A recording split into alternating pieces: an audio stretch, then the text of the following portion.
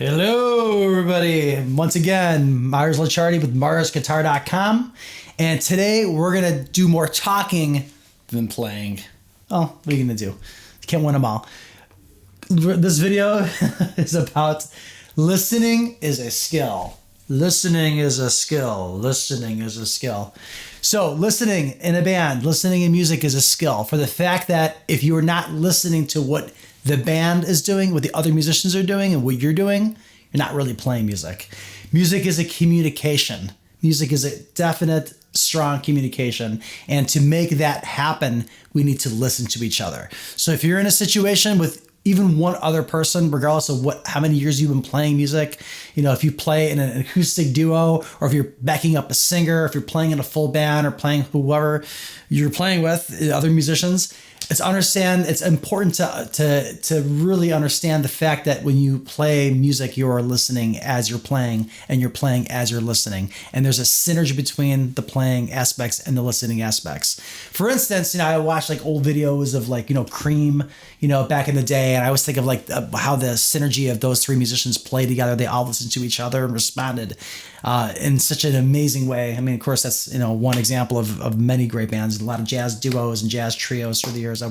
I'll geek out and watch videos on YouTube about these different things, but it's really important to understand that listening is a skill and it's reactive. It's a very reactive skill. So when you're hearing the dynamics of a drummer go higher, generally, we all go higher. Another great example, how I feel a great example would be, this is actually a very self-examining kind of thing, is when I play choruses by myself with acoustic guitar, or if I'm playing in a band. Generally, we rush choruses. It's something we always talk about in a lot of things, a lot of with a lot of other music forums. It's about rushing choruses. So I'll even listen to myself record, a certain live thing with the band, and we always generally go a little faster on the chorus because we all get excited when we get to a chorus. For instance, nowadays we all record to clicks. We're all to the grid.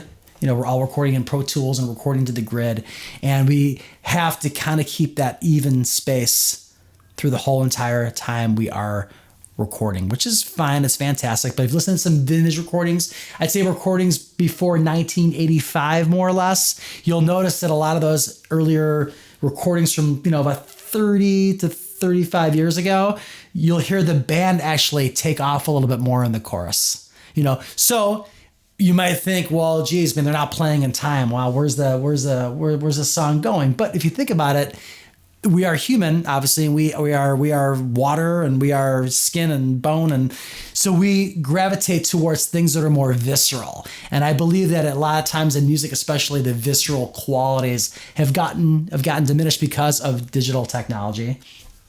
So it's important to listen and to see where you're at and feel where you're at with the band. Watch each other, listen to each other. Especially when we're talking about vocalists and working with vocalists. And that's one more thing I'm going to discuss, working with vocalists. So when you're backing up a vocalist, a lot of times guitar players, hate to admit it, we're wallpaper. So guitar players are a pretty piece of wallpaper to back up a vocalist generally. I don't care if you're doing, a country thing or a rock thing or whatever style of music you're playing. You're generally wallpaper because a singer needs to shine. So what does that mean for the listener? Well, what it means for the listener is it means a listener actually has to be captivated by the vocals. So what that's going to take the band backing it off a little bit and making that vocal shine. So that's a very musician-oriented thing that a lot of guitar players kind of maybe almost forget about because they want to play guitar. And of course, we all want to play guitar, but I think it's more imperative to think of it as a musical piece that's cohesive together. So listening is a super, I can't stress how important it is playing in a live situation. So what I want to share with you all today, once again, my name is Mars Licciardi with MarsGuitar.com. Please hit the notification for more videos and please subscribe. Take care.